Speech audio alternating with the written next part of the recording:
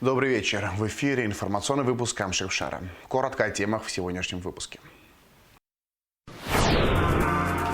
Премьер-министром Абхазии назначен Владимир Делба. Указ подписал президент Бадыр Огунба. Кабинет министров сложил свои полномочия с 3 апреля.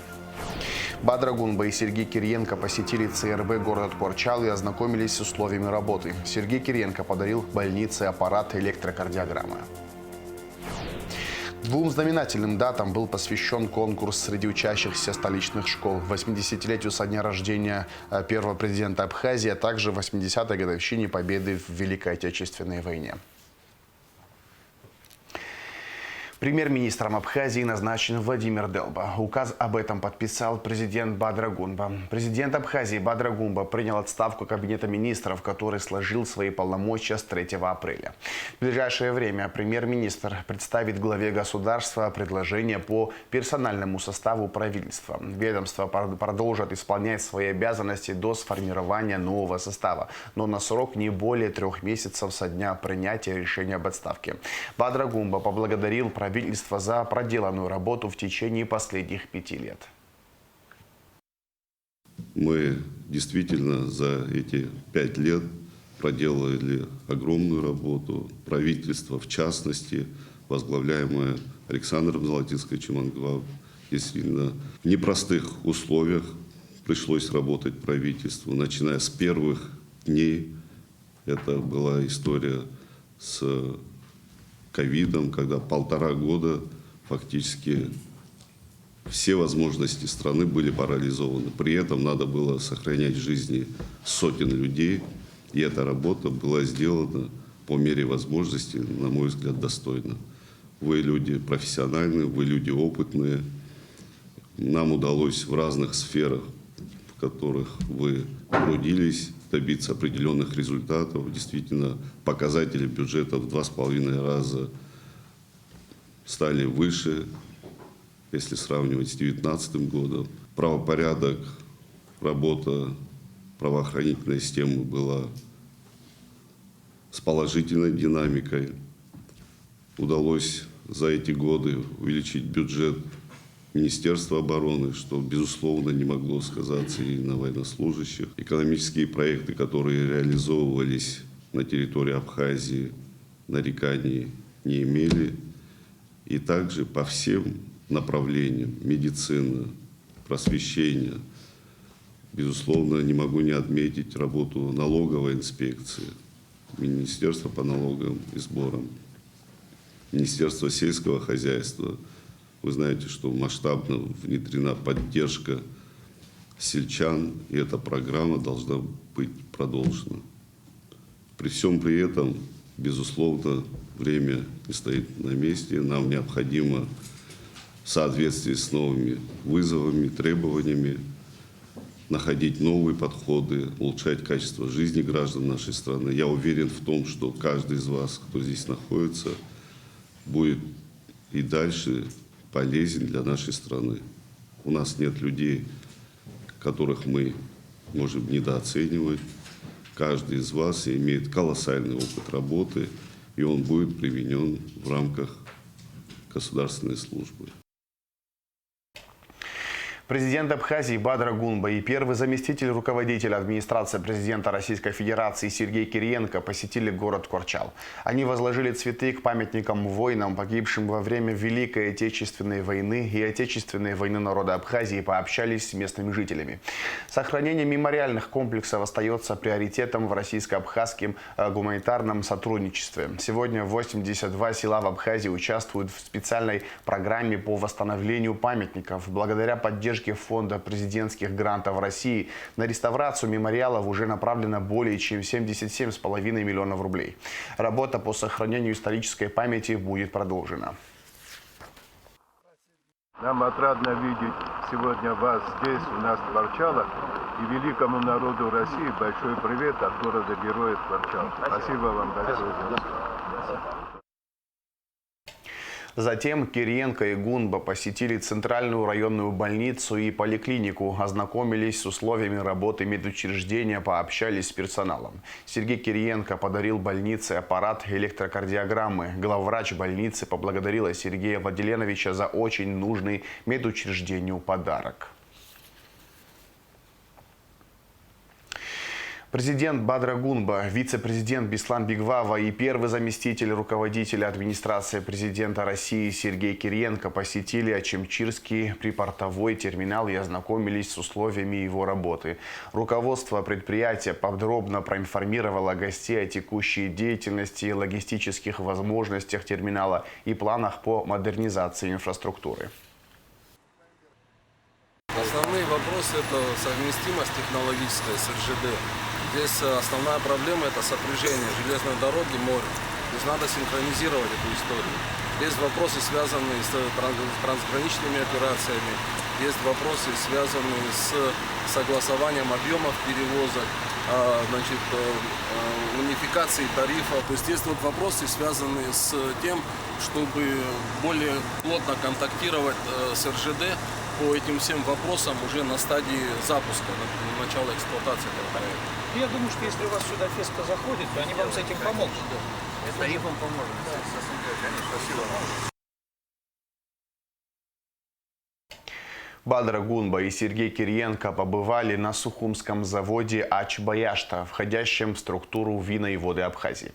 Предприятие, возведенное благодаря кредиту от ВТБ, играет ключевую роль в развитии гастрономического туризма и увеличении экспортных возможностей республики. Кроме того, внедряет новые винодельческие технологии и создает больше рабочих мест в республике.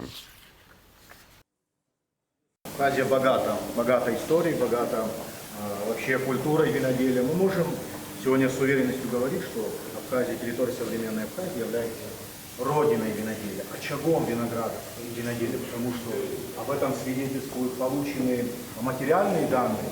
Уважаемые гости, как раз у вас есть сегодня уникальная возможность погрузиться вот в этот уникальный духовный мир материальных наследий Абхазии. Бадра Гунба поздравил ректора МГУ Виктора Садовничева с днем рождения. Президент выразил ему особую признательность за внимание к Республике Абхазия и абхазским студентам. Благодаря вашей поддержке сотни молодых абхазов получили возможность учиться в стенах легендарного МГУ, внося вклад в развитие нашей страны, говорится в поздравлении. Бадра Гунба выразил уверенность, что опыт и преданность делу Виктора Садовничева послужат дальнейшему процветанию отечественной науки и образования.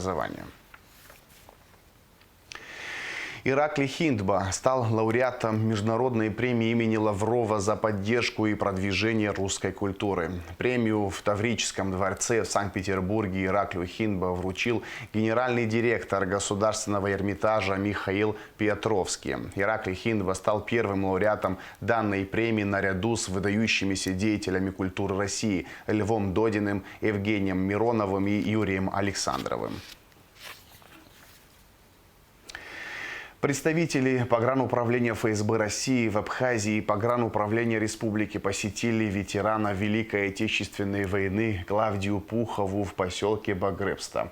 Военнослужащие поздравили ее с предстоящим 80-летием Победы и подарили памятный сувенир – уменьшенную копию символа эстафеты Победы.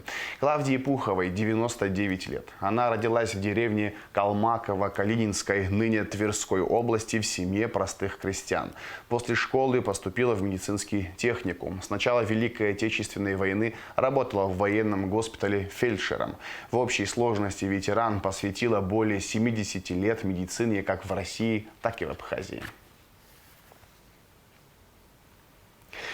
113 патриотических стендов к 80-летию Победы в Великой Отечественной войне с именами и историями героев ВОВ, Отечественной войны народа Абхазии и участников СВО получили школы Абхазии.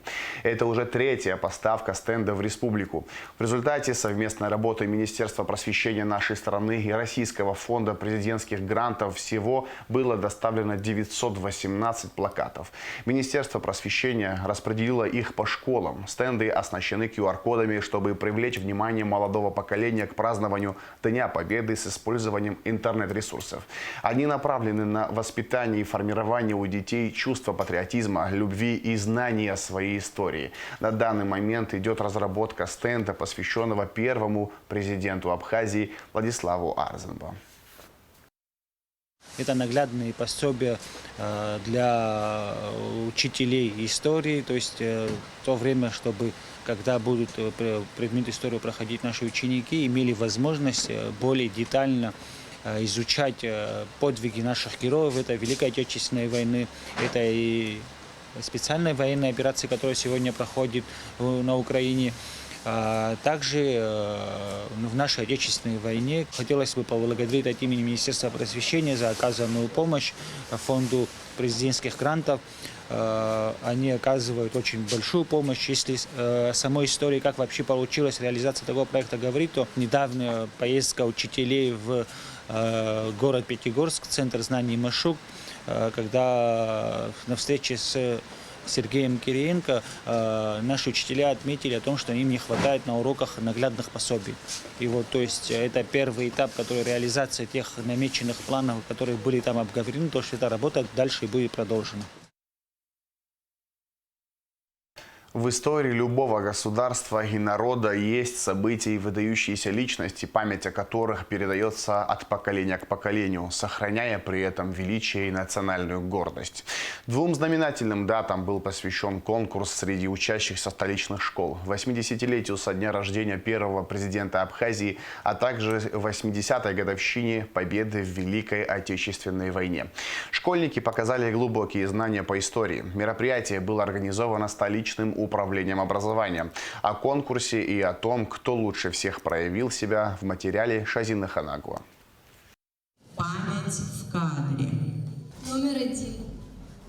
Ячейка номер 1. О какой фотографии идет речь? Это инаугурация Владислава Петровича Арзенба с флагом Республики Абхазия 1999. Интеллектуальное состязание казалось непростым. Ребята старались четко и точно отвечать на вопросы. Они показывали не только глубину своих знаний, но и умение быстро принимать решения и эффективно работать в команде. Ребята были активны и хорошо подготовлены. Игра проходила динамично, интересно. Учащиеся волновались, но отлично справлялись даже со сложными вопросами. Школьники поделились своими эмоциями от игры и отметили, что готовились к ней усердно. Мы представляем честь своей школы, мы представляем работу всех наших педагогов, свой труд. И это огромная ответственность лежит перед нами. И понятное дело, что нам очень волнительно. Подготовкой занимались наши педагоги. Они искали различную информацию. Мы ходили в библиотеки, забирали различные учебники. Были сложности, конечно, но мы сами проявляли в этом интерес. И при желании, мне кажется, возможно все сделать. Я проявляю огромный интерес к истории, участвую в различных олимпиадах. И это очень помогает в дальнейшем. Я представляю свою команду Ощанца. Если честно, то очень сильно волнуюсь, потому что не хочу подводить свою команду, но волнение, конечно, присутствует, но мы справляемся. Хочу сказать то, что мы много чего знали и интересного, и сложности были в некоторых моментах, но в принципе мы узнали много нового, и мне кажется, эта информация будет нам полезна в дальнейшем и во многом. Нам попал Кокоскерия, мы представляем его, так что подготовили такую интересную сценку. Надеюсь, и жюри, и всем ребятам оно понравится. Конкурс состоял из 3 этапов. Первый этап – о жизни и деятельности Владислава Арзенба, о судьбе, ставшей историей. Второй – о величии народного подвига на страницах истории Великой Отечественной войны в датах, событиях, фактах, именах. Третий этап – творческий конкурс о доблести, подвиге, славе. Вопросы задавались в интересной и доступной форме, чтобы стимулировать интерес и познавательную активность учащихся. Согласно жребию, представитель команды выбирал по одной ячейке заданий из каждого ряда. Школьники пытались не просто ответить правильно, а стремились с победой вернуться в родную школу. Сегодня я представляю команду Ахистра 6-й школы. У нас была также школьная, также и дополнительные задания. Мы учили, готовились каждый день, отвечали на эти вопросы.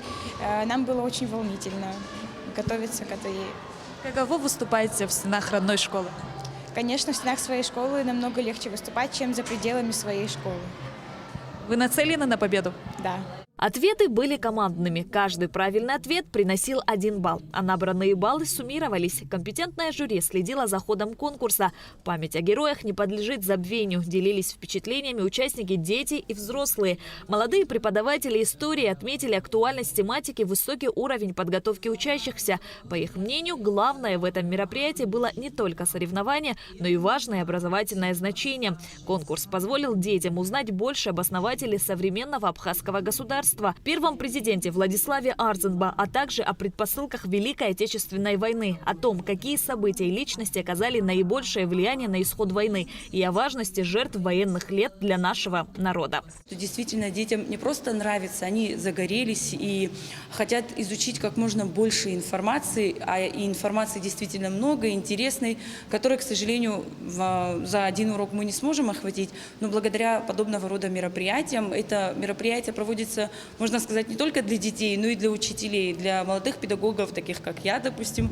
Это большой опыт, тоже своего рода соревнования между учителями. Мы проверяем то, как мы можем передать информацию, как мы владеем этой информацией. Естественно, мы вместе с детьми тоже находим каждый раз для себя что-то новое. Я считаю, такие конкурсы нужно проводить, так как это с патриотической точки зрения, если подходить, именно с этого нужно начинать изучение истории Абхазии. Я сама, занималась подготовкой именно детей с 10 школы. Скажу вам, конкурс очень сложный, там очень много дат, событий, фотографий. Я думаю, команда неплохо справилась. Данное мероприятие помогает сформировать у учащихся глубокое чувство гордости за свою родину и народ и понимание того, что история и подвиги предков – это основа будущего. После Великой Отечественной войны у нас такой был, знаете, лозунг «Никто не забыт, ничто не забыто». Но я считаю, что сейчас это еще более актуально. Вот вы, наверное, увидели, как дети с удовольствием принимают участие в этом конкурсе. Я считаю, что мы должны воспитывать патриотичность в своих детях, мы должны прививать им чувство любви к своей родине, мы должны так им преподносить все это, чтобы они знали историю не только своей родины, но и страны бывшего Советского Союза в общем. В итоге первое место у 3-й школы, второе у 10-й, 6-й, 14-й, 5-й, 2-й. Третье место разделили 16-я, 11-я, 12-я и 4-я школы. Шазина Ханагу, Алексей Агухава, Абхазское телевидение. А сейчас расскажем о погоде. В пятницу, 4 апреля, в Абхазии ночью и утром местами возможен слабый дождь, днем без осадков. Температура воздуха ночью 7-12, днем 11-16 градусов тепла. Температура морской воды плюс 12 градусов.